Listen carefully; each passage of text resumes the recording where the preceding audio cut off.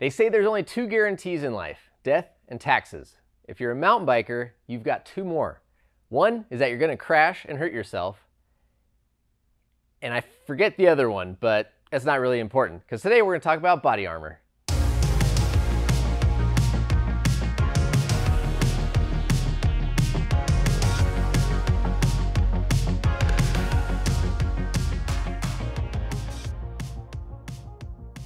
All right, folks, so today we are making a informative video with some personal experiences and impressions on a number of different chest protector options. We would like to thank our friends at competitivecyclist.com once again for sending us a wide variety of chest protectors. They offer a number of products, gear, components, you name it, and they've given us a 15% discount code, LoamWolf15. And what's awesome is they don't really care which products we pick or recommend to you, so we can really be as honest and open as we want. So today we're going to talk about a few products. They're all going to be level 1 certified for back and spine protection.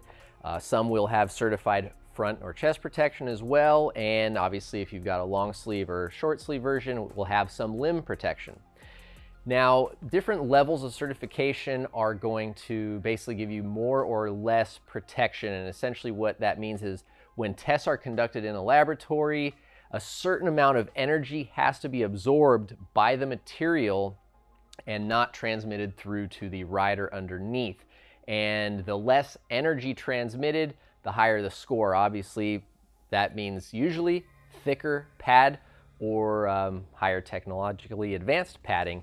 But for the most part, to get really strong numbers that, or I should say really impressive numbers that are gonna reduce the greatest amount of energy, you're gonna need thicker pads.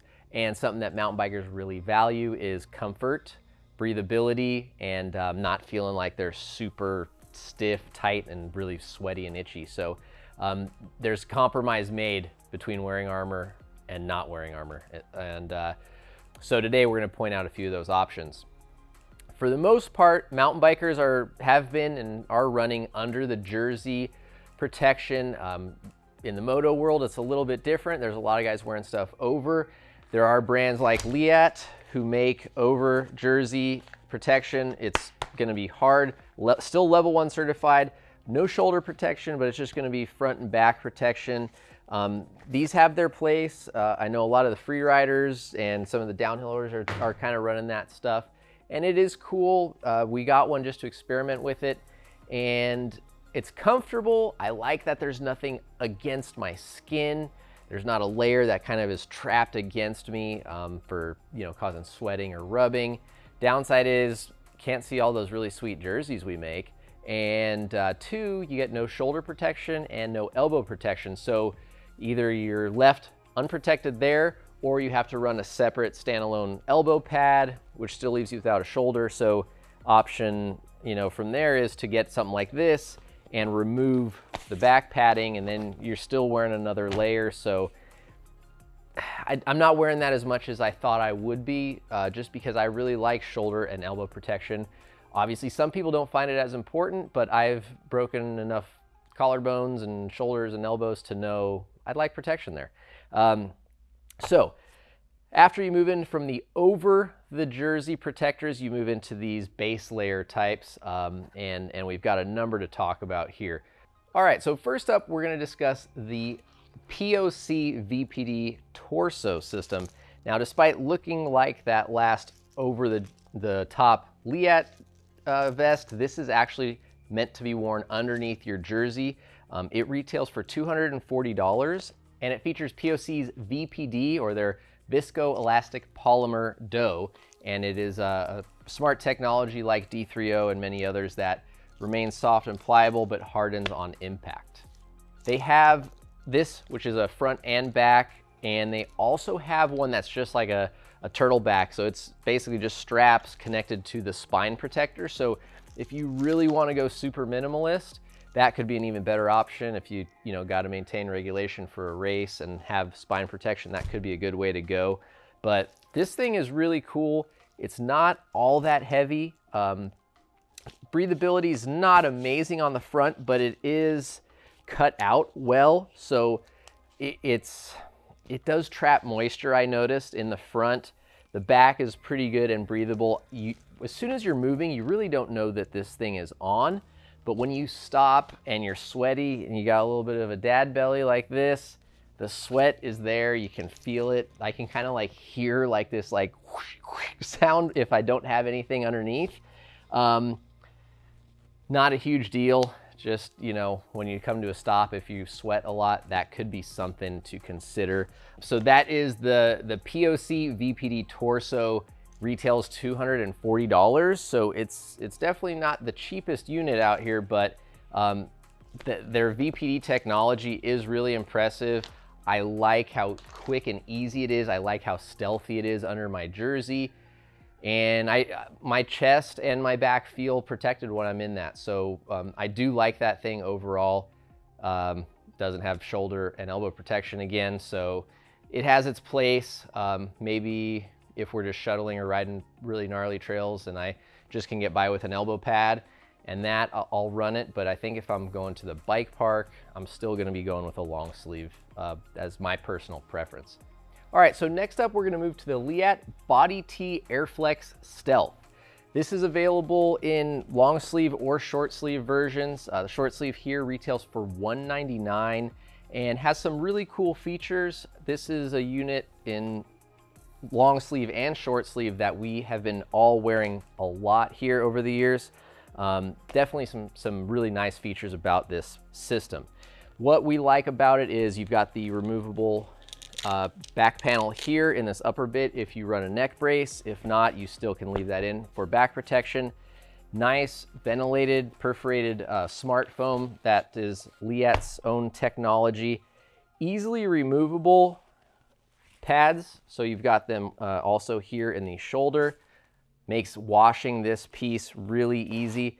Once again, really soft, pliable, comfortable, pretty well ventilated.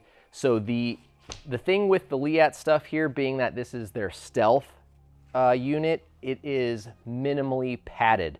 So they have a more aggressive piece, and basically what that means is it's just gonna have thicker padding. The long sleeve has, you know, pads on the elbows, shoulders, and back, and that the non-stealth version will just have thicker padding. That's a shirt that I wear on my dirt bike all the time. I like having that extra bit of protection and padding at those higher speeds, and I feel good knowing that I've got something a little bit more there. This, however, a little bit cooler, breathes a little better, and not as bulky or, you know, football pad looking when I'm wearing this under a mountain bike jersey. So these are very cool. Also got their neck or brace on technology. So if you wear a Leatt neck brace, pull those over the tabs, it'll keep everything nice and tight. Something that is unique to this compared to our next option here is the zippered entry, I guess you could call it.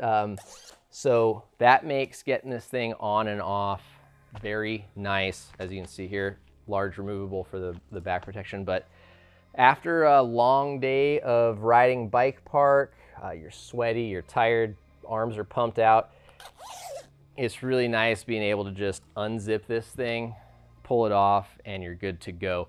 Downside to the zippered bit is that up here, that the collar, I guess itself, comes up fairly high around the neck. It does have this little cover to cover that zipper, but for most of the jerseys that I have and wear, it's visible underneath and it comes up kind of high, and it's not super annoying in terms of like feel, but it's a little, I just don't like the look of having that other layer up high underneath a jersey. So that would be kind of one of the criticisms I have of this unit. And other than that, they are pretty awesome and really nice that you can get short sleeve, long sleeve, and feel really nice and protected without looking too bulky. So next up, we've got the Fox Baseframe Pro base layers. Like the Leatt stuff, they've got sleeveless, short sleeve, or long sleeve options available. We opted to try both the sleeveless and the short sleeve version. There are a few differences in both of them, and they're kind of interesting to note. I'm not entirely sure Fox's thinking on it, but the sleeveless version has some hip padding down here, whereas the short sleeve version does not. It's kind of just a basic cheap foam. It would be nice though if they included it on the short sleeve version. I'm not sure why they did it, because I mean that is an area that you have a tendency to hit and land on in a crash. On the back here, you've got a nice wavy perforated D30 back protector, stuff pocket, and a zippered pocket, which is really nice if you're at the bike park and you want to stuff some essentials, a hotel room key, you know, CO2, whatever that might be. Up front on the sleeveless, again, just a thin, cheap, kind of basic little foam layer. Doesn't really offer a ton of protection, really, but it's there. And the short sleeve version has D30 front and back. So yeah, again, I'm not sure why the short sleeve has D30 up front and this one doesn't, but that's what Fox did. So also got shoulder cap protection, which is really nice, especially if you're in the bike park cutting inside lines around trees. If you take a little lawn dart action over the front of the bike and land on your shoulders, it's nice to have some protection there. That way, if you're wearing a short sleeve jersey, you don't have to show off that you're wearing elbow pads, or if you're wearing a long sleeve jersey or you don't care about it, you can still pull up a set of elbow pads for really rocky or demanding terrain.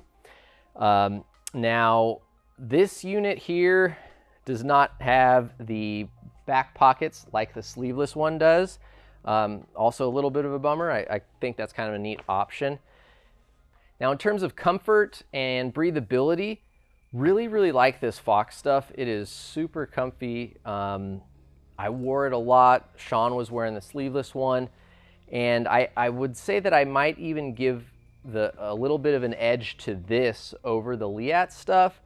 7IDP also makes another body protector that we like and have worn quite a bit. That is the Flex body protector, and it retails for $129. That's a really neat unit, and we spent all last summer wearing that thing in our bike park review tour. And if you haven't watched that, check it out. We'll put a little link down here. But that was a super comfortable piece. Not the most breathable, I guess. The material itself was very thin and almost silky, so it didn't get that hot when you're moving, and things felt nice passing through. But I think the Fox might be one of the more breathable. I think this material just does a really good job of kind of like keeping off of your skin. It's almost like a layered material that's super breathable. It wicks moisture well, and it doesn't feel like it's really sticky or sweaty on you. The big downside to this, though, is it is very hard to pull off once you are sweaty after a long day of riding. So the sleeveless one's a little bit easier, but the short sleeved or long sleeved ones, if it's snug and tight on you like it's supposed to be, so the pads don't shift and move around, like I've almost had to ask people in the parking lot for help getting this thing off. Like, you're literally just fighting to try to get that thing up over your body and your shoulders, and that is a bummer, and where having a zipper is really nice. The upside to not having that is it's tight, there's no seam, there's nothing on the collar. It sits below your jersey collar line. So pros and cons, I guess, to each design. Well, we have now gone over several different options, and I'm trying to step back and think about which one would be the only one that I would buy if I could pick one. And it's easier said than done. I think what I would probably go with is a long sleeve version, just because if I only had one, I would want to have all the protection I could when I needed it. And I think probably the two big takeaways are, if you buy the thickest, most protective, safest padding unit ever, and you never wear it because it's too hot and uncomfortable, it doesn't do you any good. A thinner, lighter, more minimalist piece that you wear often could be a better way to go. And I think the other thing to really evaluate is, how concerned are you with crashing? And when you do crash, what type of terrain is it in, and what part of your body do you typically land on? You know, some people might only be concerned about a back or spine injury.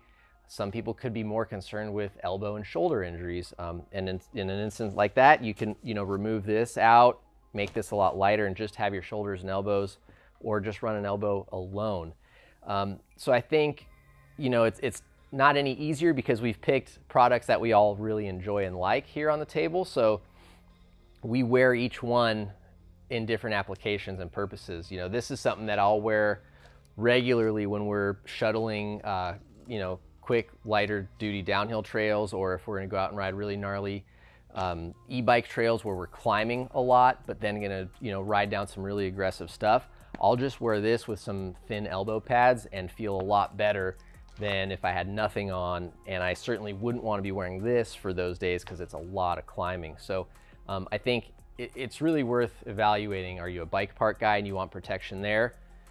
Are you going to be pedaling at all? Do you really just care about the spine? And pick what's most important to you. From there, you can sort of decide how much padding you need and how much padding you're realistically going to want to wear, because no matter how comfortable, light, or breathable these things are, they are going to make you sweat more. They are going to be annoying, and you're going to feel them when you're standing in the lift line, or you're walking or sitting around talking, having lunch in the parking lot. So, you know, you want to pick something that you're going to be prepared to wear and wear a lot. Otherwise, you're just wasting money and it's not going to do you any good. So, thank you guys for watching. We appreciate you very much. Thanks to competitivecyclist.com for sending this stuff out.